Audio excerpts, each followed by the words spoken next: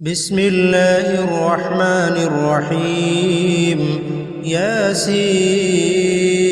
والقرآن الحكيم إنك لمن المرسلين على صراط مستقيم تنزيل العزيز الرحيم لتنذر قوما ما أنذر آباؤهم فهم غافلون لقد حق القول على أكثرهم فهم لا يؤمنون إنا جعلنا في أعناقهم أغلالا فهي إلى الأذقان فهم مقمحون وجعلنا من بين أيديهم سدا ومن خلفهم سدا فأغشيناهم فهم لا يبصرون وسواء عليهم أأنذرتهم أم لم تنذرهم لا يؤمنون إنما تنذر من اتبع الذكر وخشي الرحمن بالغيب فبشره بمغفرة وأجر كريم إنا نحن نحيي الموتى ونكتب ما قدموا وآثارهم وكل شيء أحصيناه في إمام مبين واضرب لهم مثلا أصحاب القرية إذ جاءها المرسلون إذ أرسلنا إليهم اثنين فكذبوهما فعززنا بثالث فقالوا إنا إليكم مرسلون قالوا ما أنتم إلا بشر مثلنا وما أنزل الرحمن من شيء إن أنتم إلا تكذبون قالوا ربنا يعلم إنا إليكم لمرسلون وما علينا إلا البلاغ المبين قالوا إنا تطيرنا بكم لئن لم تنتهوا لنرجمنكم وليمسنكم منا عذاب أليم قالوا طائركم معكم أئن ذكرتم بل أنتم قوم مسرفون وجاء من أقصى المدينة رجل يسعى قال يا قوم اتبعوا المرسلين اتبعوا من لا يسألكم أجرا وهم مهتدون وما لي لا أعبد الذي فطرني وإليه ترجعون أأتخذ من دونه آلهة إن يردني الرحمن بضر لا تغن عني شفاعتهم شيئا ولا ينقذون إني إذا لفي ضلال مبين إني آمنت بربكم فاسمعون قيل ادخل الجنة قال يا ليت قومي يعلمون بما غفر لي ربي وجعلني من المكرمين وما أنزلنا على قومه من بعده من جند من السماء وما كنا منزلين إن كانت إلا صيحة واحدة فإذا هم خامدون يا حسرة على العباد ما يأتيهم من رسول إلا كانوا به يستهزئون ألم يروا كم أهلكنا قبلهم من القرون أنهم إليهم لا يرجعون وإن كل لما جميع لدينا محضرون وآية لهم الأرض الميتة وأحييناها وأخرجنا منها حبا فمنه يأكلون وجعلنا فيها جنات من نخيل وأعناب وفجرنا فيها من العيون ليأكلوا من ثمره وما عملته أيديهم أفلا يشكرون سبحان الذي خلق الأزواج كلها مما تنبت الأرض ومن أنفسهم ومما لا يعلمون وآية لهم الليل نسلخ منه النهار فإذا هم مظلمون والشمس تجري لمستقر لها ذلك تقدير العزيز العليم والقمر قدرناه منازل حتى عاد كالعرجون القديم لا الشمس ينبغي لها أن تدرك القمر ولا الليل سابق النهار وكل في فلك يسبحون وآية لهم أنا حملنا ذريتهم في الفلك المشحون وخلقنا لهم من مثله ما يركبون وإن نشأ نغرقهم فلا صريخ لهم ولا هم ينقذون إلا رحمة منا ومتاعا إلى حين وإذا قيل لهم اتقوا ما بين أيديكم وما خلفكم لعلكم ترحمون وما تأتيهم من آية من آيات ربهم إلا كانوا عنها معرضين وإذا قيل لهم أنفقوا مما رزقكم الله قال الذين كفروا للذين آمنوا أنطعم من لو يشاء الله أطعمه إن أنتم إلا في ضلال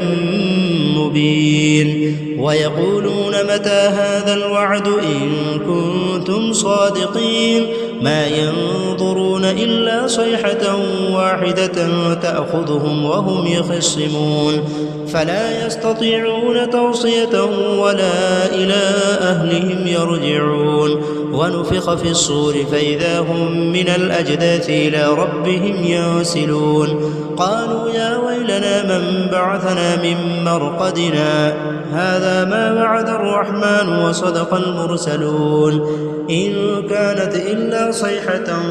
واحدة فإذا هم جميع لدينا محضرون فاليوم لا تظلم نفس شيئا ولا تجزون إلا ما كنتم تعملون إن أصحاب الجنة اليوم في شغل فاكهون هم وأزواجهم في ظلال على الأرائك متكئون لهم فيها فاكهة ولهم ما يدعون سلام قولا من رب رحيم وامتازوا اليوم أيها المجرمون ألم عاهد إليكم يا بني آدم ألا تعبدوا الشيطان إنه لكم عدو مبين وأن اعبدوني هذا صراط مستقيم ولقد أضل منكم جبلا كثيرا أفلم تكونوا تعقلون هذه جهنم التي كنتم توعدون اصلوها اليوم بما كنتم تكفرون اليوم نختم على أفواههم وتكلمنا أيديهم وتشهد أرجلهم بما كانوا يكسبون ولو نشاء لطمسنا على أعينهم فاستبقوا الصراط فأنى يبصرون ولو نشاء لمسخناهم على مكانتهم فما استطاعوا مضيا ولا يرجعون ومن نعمره ننكسه في الخلق أفلا يعقلون وما علمناه الشعر وما ينبغي له إن هو إلا ذكر وقرآن مبين لينذر من كان حيا ويحق القول على الكافرين أولم يروا أنا خلقنا لهم مما عملت أيدينا أنعاما فهم لها مالكون وذللناها لهم فمنها ركوبهم ومنها يأكلون ولهم فيها منافع ومشارب وفلا يشعرون واتخذوا من دون الله آلهة لعلهم ينصرون لا يستطيعون نصرهم وهم لهم جند محضرون فلا يحزنك قولهم إنا نعلم ما يسرون وما يعلنون أولم ير الإنسان أنا خلقناه من نطفة فإذا هو خصيم مبين وضرب لنا مثلا ونسي خلقه قال من يحيي العظام وهي رميم قل يحييها الذي أنشأها أول مرة وهو بكل خلق عليم. الذي جعل لكم من الشجر الأخضر نارا فإذا أنتم منه توقدون. أوليس الذي خلق السماوات والأرض بقادر على أن يخلق مثلهم؟ بلى وهو الخلاق العليم. إنما أمره إذا أراد شيئا أن يقول له كن فيكون. فسبحان الذي بيده ملكوت كل شيء وإليه ترجعون. بسم الله الرحمن الرحيم. الرحمن علم القرآن خلق الإنسان علمه البيان. الشمس والقمر بحسبان والنجم والشجر يسجدان والسماء رفعها ووضع الميزان ألا تطغوا في الميزان وأقيموا الوزن بالقسط ولا تخسروا الميزان. والأرض وضعها للأنام فيها فاكهة والنخل ذات الأكمام والحب ذو العصف والريحان فبأي آلاء ربكما تكذبان. خلق الإنسان من صلصال كالفخار وخلق الجان من مارج من نار فبأي آلاء ربكما تكذبان. رب المشرقين ورب المغربين فبأي آلاء ربكما تكذبان. مرج البحرين يلتقيان بينهما برزخ لا يبغيان فبأي آلاء ربكما تكذبان. يخرج منهما اللؤلؤ والمرجان فبأي آلاء ربكما تكذبان. وله الجوار المنشآت في البحر كالأعلام فبأي آلاء ربكما تكذبان. كل من عليها فان ويبقى وجه ربك ذو الجلال والإكرام فبأي آلاء ربكما تكذبان. يسأله من في السماوات والأرض كل يوم هو في شأن فبأي آلاء ربكما تكذبان. سنفرغ لكم أيها الثقلان فبأي آلاء ربكما تكذبان. يا معشر الجن والإنس إن استطعتم أن تنفذوا من أقطار السماوات والأرض فانفذوا لا تنفذون إلا بسلطان فبأي آلاء ربكما تكذبان. يرسل عليكما شواظ من نار ونحاس فلا تنتصران فبأي آلاء ربكما تكذبان. فإذا انشقت السماء فكانت وردة كالدهان فبأي آلاء ربكما تكذبان. فيومئذ لا يسأل عن ذنبه إنس ولا جان فبأي آلاء ربكما تكذبان. يعرف المجرمون بسيماهم فيؤخذ بالنواصي والأقدام فبأي آلاء ربكما تكذبان. هذه جهنم التي يكذب بها المجرمون يطوفون بينها وبين حميم آن فبأي آلاء ربكما تكذبان.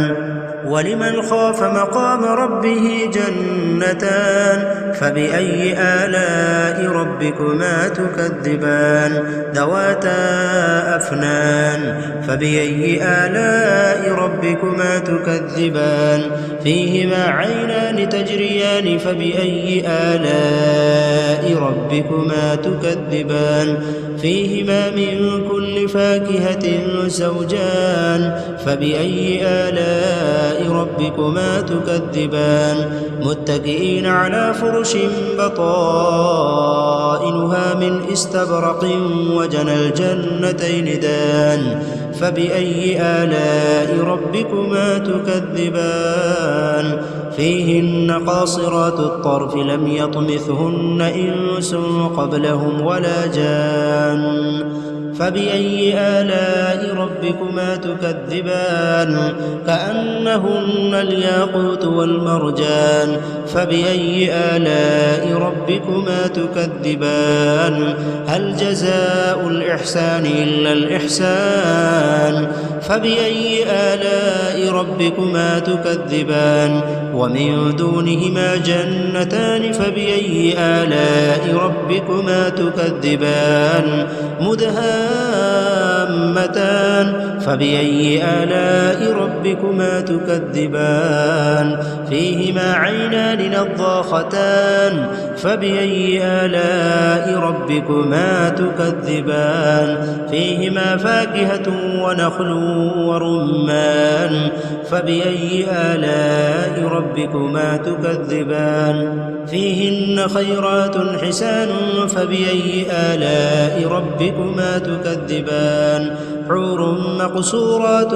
في الخيام فبأي آلاء ربكما تكذبان لم يطمثهن إنس قبلهم ولا جان فبأي آلاء ربكما تكذبان متكئين على رفرف خضر وعبقري حسان فبأي آلاء ربكما تكذبان تبارك اسم ربك ذي الجلال والإكرام بسم الله الرحمن الرحيم إذا وقعت الواقعة ليس لوقعتها كاذبة خافضة رافعة إذا رجت الأرض رجا وبست الجبال بسا فكانت هباء منبثا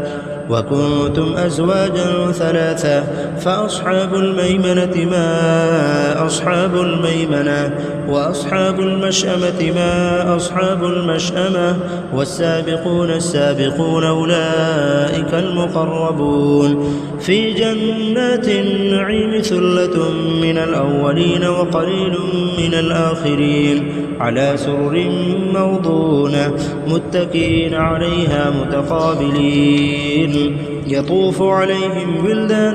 مخلدون بأكواب وأباريق وكأس من معين لا يصدعون عنها ولا ينزفون وفاكهة مما يتخيرون ولحم طير مما يشتهون وحور عين كأمثال اللؤلؤ المكنون جزاء بما كانوا يعملون لا يسمعون فيها لغوا ولا تأثيما إلا قيلا سلاما سلاما وأصحاب اليمين ما أصحاب اليمين في سدر مخضود وطلح منضود وظل ممدود وماء مسكوب وفاكهة كثيرة لا مقطوعة ولا ممنوعة وفرش مرفوعة إنا أنشأناهن إنشاء فجعلناهن أبكارا عربا أترابا لأصحاب اليمين ثلة من الأولين وثلة من الآخرين وأصحاب الشمال ما أصحاب الشمال في سموم وحميم وظل من يحموم لا بارد ولا كريم إنهم كانوا قبل ذلك مترفين وكانوا يصرون على الحنث العظيم وكانوا يقولون أئذا متنا وكنا ترابا وعظاما أئنا لمبعوثون أو آباؤنا الأولون قل إن الأولين والآخرين لمجموعون إلى ميقات يوم معلوم ثم إنكم أيها الضالون الضالون المكذبون لآكلون من شجر من زقوم فمالئون منها البطون فشاربون عليه من الحميم فشاربون شرب الهيم هذا نزلهم يوم الدين نحن خلقناكم فلولا تصدقون أفرأيتم ما تمنون أأنتم تخلقونه أم نحن الخالقون نحن قدرنا بينكم الموت وما نحن بمسبوقين على أن نبدل أمثالكم وننشئكم فيما لا تعلمون ولقد علمتم النشأة الأولى فلولا تذكرون أفرأيتم ما تحرثون أأنتم تزرعونه أم نحن الزارعون لو نشاء لجعلناه حطاما فظلتم تفكهون إنا لمغرمون بل نحن محرومون أفرأيتم الماء الذي تشربون أأنتم أنزلتموه من المزن أم نحن المنزلون لو نشاء جعلناه أجاجا فلولا تشكرون أفرأيتم النار التي تورون أأنتم أنشأتم شجرتها أم نحن المنشئون نحن جعلناها تذكرة ومتاعا للمقوين فسبح باسم ربك العظيم فلا أقسم بمواقع النجوم وإنه لقسم لو تعلمون عظيم إنه لقرآن كريم في كتاب مكنون لا يمسه إلا المطهرون تنزيل من رب العالمين أفبهذا الحديث أنتم مدهنون وتجعلون رزقكم أنكم تكذبون فلولا إذا بلغت الحلقوم وأنتم حينئذ تنظرون ونحن أقرب إليه منكم ولكن لا تبصرون فلولا إن كنتم غير مدينين ترجعونها إن كنتم صادقين فأما إن كان من المقربين فروح وريحان وجنة نعيم وأما إن كان من أصحاب اليمين فسلام لك من أصحاب اليمين وأما إن كان من المكذبين الضالين فنزل من حميم وتصلية جحيم إن هذا لهو حق اليقين فسبح باسم ربك العظيم بسم الله الرحمن الرحيم تبارك الذي بيده الملك وهو على كل شيء قدير الذي خلق الموت والحياة ليبلوكم أيكم أحسن عملا وهو العزيز الغفور الذي خلق 7 سماوات طباقا ما ترى في خلق الرحمن من تفاوت فارجع البصر هل ترى من فطور ثم ارجع البصر كرتين ينقلب إليك البصر خاسئا وهو حسير ولقد زينا السماء الدنيا بمصابيح وجعلناها رجوما للشياطين وأعتدنا لهم عذاب السعير وللذين كفروا بربهم عذاب جهنم وبئس المصير إذا ألقوا فيها سمعوا لها شهيقا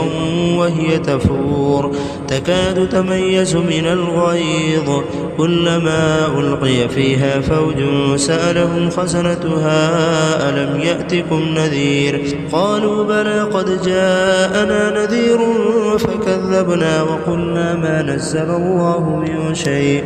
إن أنتم إلا في ضلال كبير وقالوا لو كنا نسمع أو نعقل ما كنا في أصحاب السعير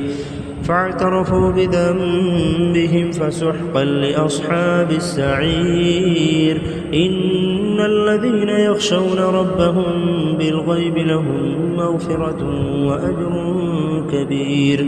وأسروا قولكم أو اجهروا به إنه عليم بذات الصدور ألا يعلم من خلق وهو اللطيف الخبير هو الذي جعل لكم الأرض ذلولا فامشوا في مناكبها وكلوا من رزقه وإليه النشور أأمنتم من في السماء أن يخسف بكم الأرض فإذا هي تمور أم أمنتم من في السماء أن يرسل عليكم حاصبا